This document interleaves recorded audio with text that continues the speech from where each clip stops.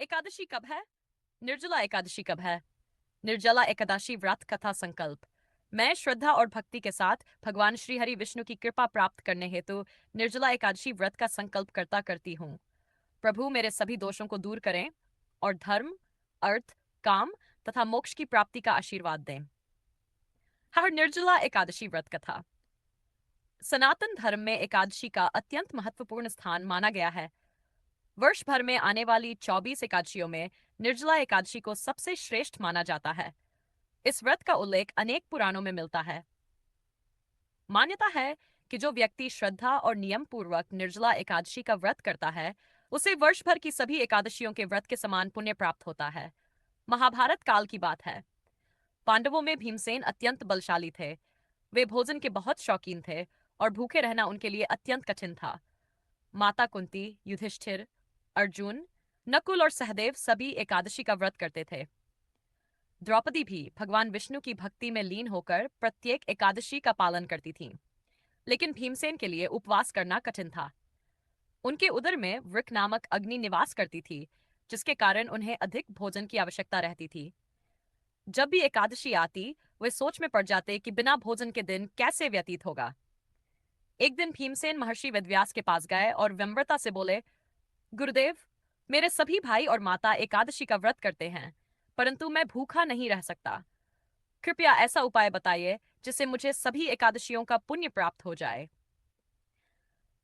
महर्षि वेदव्यास मुस्कुराए और बोले, हे भीम, यदि तुम स्वर्ग और मोक्ष की प्राप्ति चाहते हो तो ज्येष्ठ शुक्ल पक्ष की निर्जला एकादशी का व्रत करो। इस दिन अन्न ही नहीं बल्कि जल का भी त्याग करना होता है। यह सुनकर भीमसेन चिंतित हुए, लेकिन उन्होंने दृढ़ निश्चय किया कि वे इस व्रत को अवश्य करेंगे। निर्धारित समय आने पर निर्जला एकादशी का दिन आया। प्रातःकाल स्नान करके भीमसेन ने भगवान विष्णु का ध्यान किया और व्रत का संकल्प लिया। उन्होंने पूरे दिन अन्न और जल का त्याग किया। दिन भर भगवान का नाम जपते रहे। भूख और प्यास उन्हें बहुत सताती रही, लेकिन उन्होंने धैर्य नहीं छोड़ा। रात्रि में भी वे जागरण करते रहे और श्री हरि विष्णु के भजन गाते रहे। द्वादशी के दिन सूर्योदय के बाद विधिपूर्वक पूजा करके ब्राह्मणों को दान दिया और फिर व्रत का पारण किया। भीमसेन की इस कठिन तपस्या से भगवान विष्णु अत्यंत प्रसन्न हुए। उन्होंने प्रकट होकर कहा, हे भीम, तुमने पूर्ण श्रद्धा और नियम के साथ निर्जला एकादशी का पालन किया है।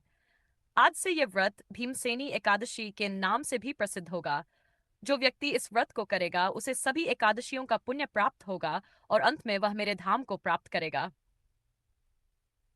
तब से निर्जला एकादशी का महत्व और भी बढ़ गया।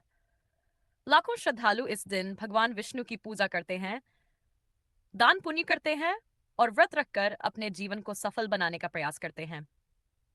निर्जला एकादशी का महत्व। निर्जला एकादशी को सभी एकादशियों में श्रेष्ठ माना गया है। इस दिन भगवान विष्णु और माता लक्ष्मी की पूजा करने से विशेष फल प्राप्त होता है।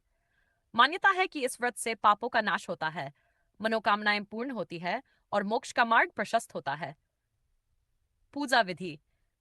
1. प्रातः ब्रह्म मुहूर्त में उठकर स्नान करें। 2. स्वच्छ वस्त्र धारण करें। भगवान विष्णु और माता लक्ष्मी की पूजा करें। तुलसी दल अर्पित करें। विष्णु सहस्र नाम और गीता का पाठ करें। दिन भर अन्न और जल का त्याग करें। रात्रि में भजन कीर्तन और जागरण करें और द्वादशी को दान दक्षिणा देकर व्रत का पारण करें। व्रत का फल जो भक्त श्रद्धा और नियम पूर्वक निर्जला एकादशी का व्रत करता है, उसे भगवान विष्णु की विशेष कृपा प्राप्त होती है। उसके जीवन में सुख, शांति और समृद्धि का वास होता है तथा अंत समय में उसे श्री हरि के दिव्य धाम की प्राप्ति होती है।